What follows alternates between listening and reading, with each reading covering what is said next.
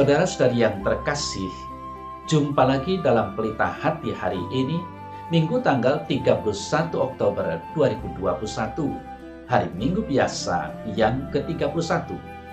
Bersama saya Roman Thomas Suratno SC dari Paroki Cilanda, Jakarta Selatan, mendengar dan merenungkan sabda Tuhan, yakni firman Tuhan yang tersurat dalam Injil Markus, bab atau pasal 12, ayat 28b sampai dengan ayat 34.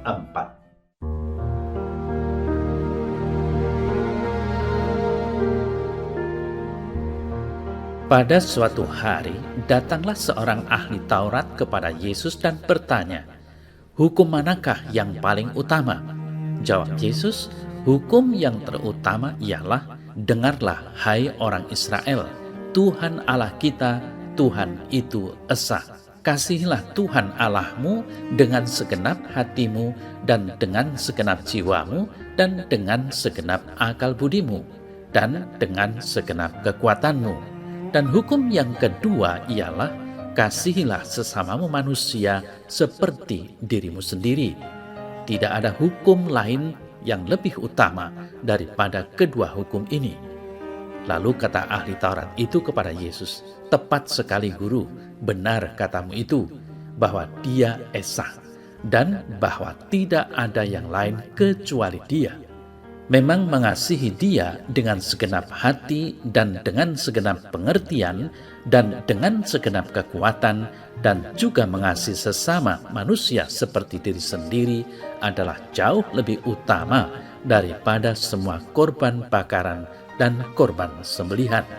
Yesus melihat bagaimana bijaksananya jawab orang itu, dan Ia berkata kepadanya, "Engkau tidak jauh dari kerajaan Allah."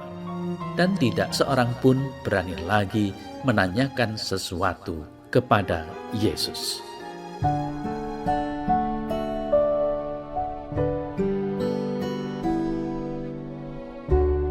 Saudara-saudari yang terkasih, warta Injil pada hari Minggu ini, yakni Injil Matius bab atau pasal 12 ayat 28 sampai dengan ayat 34.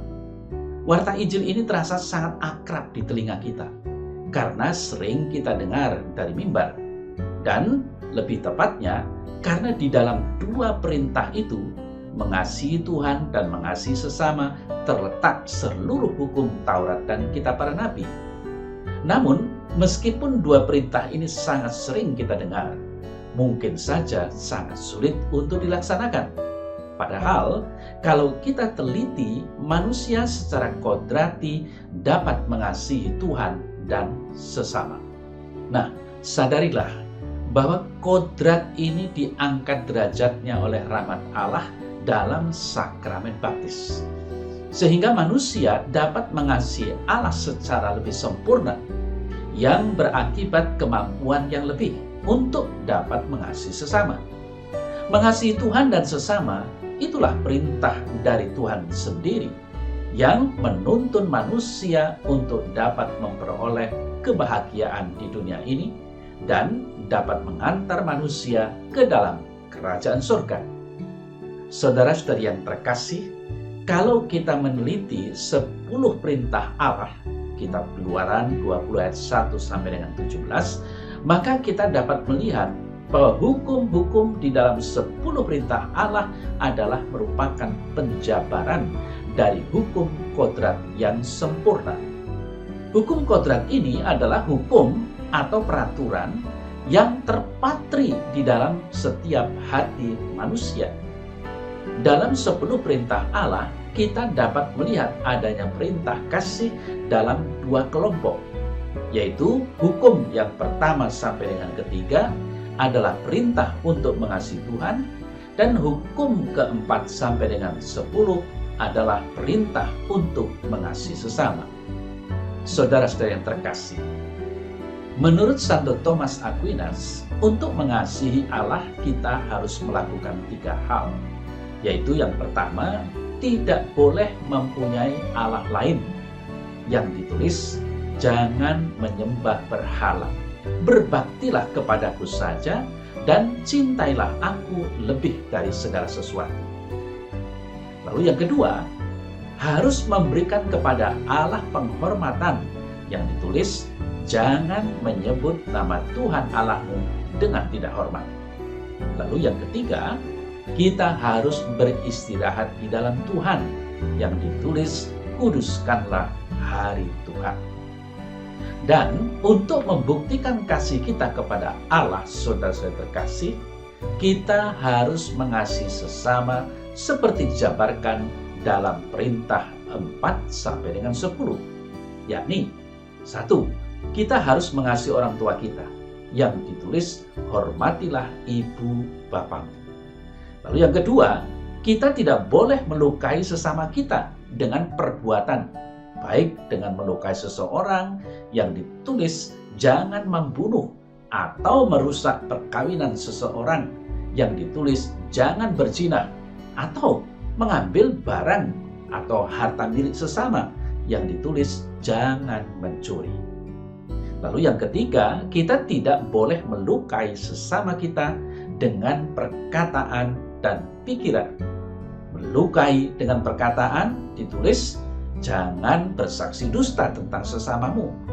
Melukai sesama dengan pikiran yang ditulis, jangan mengingini istri sesamamu dan jangan mengingini milik sesamamu secara tidak adil. Saudara-saudari yang terkasih, penjelasan yang lain dari 10 perintah Allah adalah, dalam mengasihi Allah, maka kita harus mempunyai kesetiaan, penghormatan, dan pelayanan. Dalam mengasihi sesama, kita harus menjalankan tugas untuk wakil Tuhan di dunia dan menjalankan tugas untuk diri sendiri dan sesama dalam melindungi kehidupan, kemurnian, harta milik, kehormatan, dan melindungi kehidupan keluarga. Saudara-saudari yang terkasih, 10 perintah Allah diberikan secara khusus dan ditulis di atas 2 loh batu kepada bangsa Israel. Namun, perintah ini sesungguhnya bukan hanya dituliskan di atas 2 loh batu, namun juga dituliskan oleh Tuhan di dalam setiap hati manusia, baik bangsa Israel maupun bangsa yang lain. Saudara-saudari yang terkasih, dalam suratnya kepada jemaat di Roma, Paulus menegaskannya demikian, apabila bangsa-bangsa lain yang tidak memiliki hukum Taurat oleh dorongan diri sendiri melakukan yang dituntut hukum Taurat, maka walaupun mereka tidak memiliki hukum Taurat, mereka menjadi hukum Taurat bagi diri mereka sendiri. Sebab dengan itu mereka menunjukkan bahwa isi hukum Taurat ada tertulis di dalam hati mereka, dan suara hati mereka turut bersaksi, dan pikiran mereka saling menuduh atau saling membela. Roma 2 ayat 14 sampai dengan 15. Ayat ini menunjukkan bahwa semua orang, baik orang Yahudi maupun non-Yahudi, sebenarnya terikat oleh hukum Taurat, yang intinya adalah mengasihi Tuhan dan mengasihi sesama. Dan memang itulah kodrat manusia. Saudara-saudari yang terkasih, kalau manusia diciptakan dengan kodrat untuk dapat mengasihi Allah dan mengasihi sesama, maka pertanyaannya adalah, mengapa Allah menciptakan manusia dengan kodrat seperti itu? Jawabnya adalah karena kita menemukan kebahagiaan kita di dalam kasih kepada Tuhan dan tidak di dalam hal-hal lain seperti uang, kehormatan, kekuasaan, kesenangan, bahkan juga kebajikan. Maka kalau kita ingin mendapat penghiburan dan kekuatan di dalam hidup ini, kita harus kembali kepada Tuhan. Kita harus mengasihi Tuhan. Saudara-saudari yang terkasih, cobalah kita cari orang yang terlihat sebagai orang yang paling berbahagia di dunia. Tiliklah, apakah dia mengasihi Tuhan? Sebab jika ia tidak mengasihi Tuhan, ia sebenarnya tidak sungguh-sungguh berbahagia. Itulah sebabnya banyak di antara orang-orang yang demikian kemudian dapat melakukan hal-hal yang tragis dalam hidup mereka. Sedangkan sebaliknya, jika kita menemukan orang kelihatannya paling tidak bahagia di mata dunia, Namun kalau ia mengasihi Tuhan, maka ternyata ia adalah orang yang paling bahagia dalam arti yang sesungguhnya dalam segala sesuatu. Maka sudah selayaknya kita berdoa memohon agar Tuhan membuka mata hati kita agar dapat mencari kebahagiaan di mana kita dapat sungguh menemukannya, yaitu di dalam Tuhan sendiri. Saudara-saudara yang terkasih, alasan lain mengapa Tuhan menciptakan manusia dengan kodrat untuk mengasihi adalah karena tanpa kasih, manusia tidak dapat mencapai surga. Begitu pentingnya kasih, sehingga Rasul Yohanes mengatakan, barang siapa tidak mengasihi, ia tetap di dalam maut. 1 Yohanes 3 ayat 14b. Dari ayat ini kita dapat melihat bahwa untuk mendapatkan keselamatan maka tidak ada cara lain kecuali mengasihi. Santo Agustinus menegaskan bahwa sama seperti manusia mempunyai dua kaki untuk berjalan, maka kita harus mengasihi Tuhan dan sesama untuk dapat mencapai surga. Sama seperti burung mempunyai dua sayap untuk terbang, maka kita harus mengasihi Tuhan dan sesama untuk dapat terbang ke surga. Saudara saya yang terkasih, lebih lanjut dia menegaskan bahwa sama seperti orang-orang kudus di surga mengasihi Allah dan mengasihi sesamanya, maka kita juga harus melakukan hal yang sama di dunia ini untuk mendapatkan kebahagiaan. Dari sini kita dapat melihat bahwa mengasihi Tuhan dan mengasihi sesama sesungguhnya tidak terpisahkan. Rasul Yohanes menegaskan hal ini secara gamblang. Jikalau seorang berkata, aku mengasihi Allah, dan ia membenci saudaranya, maka ia adalah pendusta. Karena barang siapa tidak mengasihi saudaranya yang dilihatnya, tidak mungkin mengasihi Allah yang tidak dilihatnya. 1 Yohanes 4 ayat 20. Saudara-saudara yang terkasih, perintah untuk mengasihi Tuhan dengan segenap hati, segenap jiwa, dan segenap akal budi adalah mengasihi Tuhan dengan keseluruhan diri kita. Menempatkan Tuhan lebih utama dalam segala sesuatu, di mana saja, setiap saat, dan dalam segala kondisi. Dan kalau bukti kasih kita kepada Tuhan dan tanda kita berdiam di dalam Allah adalah dengan menuruti segala perintah Tuhan, maka kita akan melihat bahwa sesungguhnya perintah ini sangat berat bagi manusia. Namun, Tuhan tidak akan memberikan perintah yang mustahil, karena Dia menegaskan bahwa kuk yang dipasangnya adalah enak dan ringan. Saudara-saudari yang terkasih, kunci dari kemampuan kita untuk mengasihi Allah dengan segenap hati, jiwa, dan akal budi, serta mengasihi sama adalah karena Allah telah memberikan rahmat-Nya kepada kita semua. Kita yang telah dibaptis telah menerima rahmat yang begitu besar, seperti menjadi putra-putri Allah di dalam Kristus, disatukan dalam tubuh mistik Kristus, dibebaskan dari dosa asal, menerima rahmat pengudusan, 3 kebajikan ilahi, dan 7 karunia Roh Kudus. Rahmat dari Allah kemudian diperkuat dengan rahmat yang mengalir dari sakramen-sakramen yang lain, terutama sakramen tobat dan sakramen ekaristi. Dengan bekal rahmat Allah yang begitu luar biasa ini, maka sesungguhnya umat Allah telah dimampukan untuk mengasihi Allah dengan segenap hati, jiwa, dan akal budi, sehingga pada akhirnya dapat mengasihi sesama dengan lebih baik lagi. Saudara-saudari yang terkasih, mengasihi Allah dan sesama merupakan hukum yang terutama bagi umat beriman dan merupakan panggilan yang diserukan oleh gereja kepada semua orang yang berkehendak baik. Ini jelas disebutkan di dalam dokumen Konsili Vatikan kedua tentang gereja dalam bab 5 mengenai panggilan umum untuk kesucian dalam gereja. Tuhan Yesuslah guru dan teladan ilahi segala kesempurnaan. dengan kesucian hidup yang dikerjakan dan dipenuhinya sendiri. Ia mewartakan kepada semua dan masing-masing muridnya bagaimanapun juga corak hidup mereka. Kamu harus sempurna, seperti Bapamu yang di sorga sempurna adanya. Matius 5 ayat 48.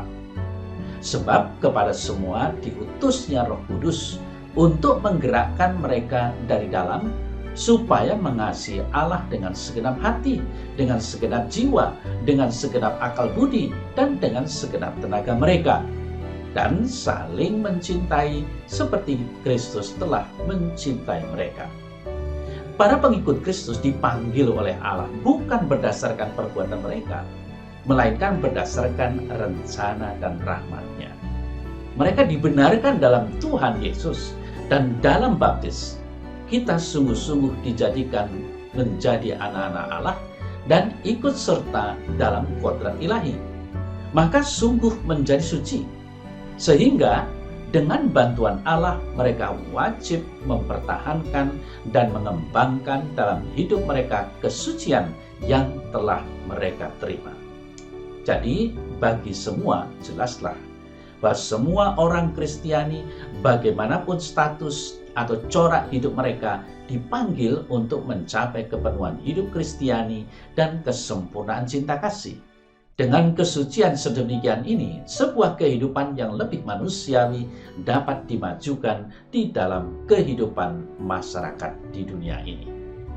Saudara-saudari yang terkasih, untuk memperoleh kesempurnaan itu, hendaklah kaum beriman mengerahkan tenaga yang mereka terima menurut ukuran yang dikaruniakan oleh Kristus, supaya dengan mengikuti jejaknya dan merupai citranya, dengan melaksanakan kehendak Bapa dalam segalanya, mereka dengan segenap jiwa membaktikan diri kepada kemuliaan Allah dan pengabdian terhadap sesama.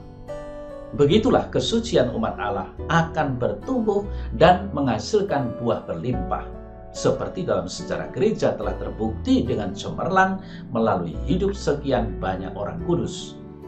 Maka saudara-saudari yang terkasih, sudah seharusnya kita berjuang untuk melaksanakan perintah Kristus yang utama, yaitu untuk mengasihi Tuhan dengan segenap hati, jiwa, dan akal budi, serta mengasihi sesama seperti diri sendiri. Ini adalah kekudusan yang kepadanya kita semua dipanggil, seturut kehendak Allah. Hanya dengan mengasihi, manusia dapat memperoleh arti hidup, yaitu kebahagiaan di dunia ini, dan pada saatnya nanti akan kebahagiaan abadi di sorga.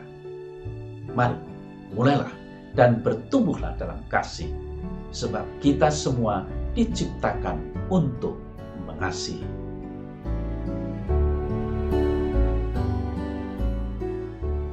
Dalam nama Bapa dan Putra dan Roh Kudus. Amin. Ya Allah Bapa di surga, sesuai dengan ajaran Putramu Yesus Kristus, Engkau telah mengasihi diri kami dan kami pun hendaknya mengasihi dirimu dan sesama kami. Namun kami sadar bahwa ajaran ini indah didengar, namun sulit untuk dilakukan. Maka curahkanlah Roh Kudus-Mu selalu dalam diri kami, sehingga kami mampu mengasihi dirimu secara total dan mengasihi sesama kami dalam hidup keseharian kami. Amin. Dalam nama Bapa dan Putra dan Roh Kudus. Amin.